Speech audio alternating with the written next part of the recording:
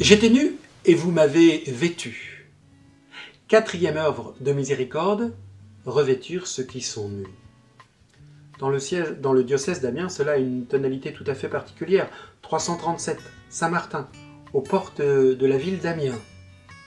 Un mendiant se présente en hiver, sans rien pour se protéger. Et Martin va lui donner la moitié de son manteau. Ce geste de Martin est très important. Je m'y arrête. Deux choses. La première, c'est qu'au temps de Martin comme au temps de Jésus, le manteau, c'est pas seulement ce qui me tient chaud, mais c'est ma demeure. Je dors dans mon manteau. C'est le lieu de ma sécurité. Et deuxième chose, Martin n'a donné que la moitié parce qu'il n'a donné que ce qui lui appartenait. L'autre moitié appartenait à l'État, mais il a tout donné de ce qui lui appartenait. Alors, vêtir ceux qui sont nus. Nous participons au vestiaire du Secours catholique, du Secours populaire ou de quelques autres. Mais la question est plus profonde. Nous devons travailler à ce que les gens aient un lieu de sécurité où ils puissent demeurer.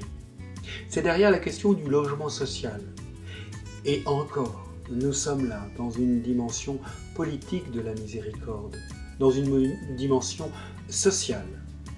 Et même, le pape François en parle dans la date aussi, dans une dimension environnementale. L'environnement dans lequel nous vivons permet-il à chacun d'avoir son lieu?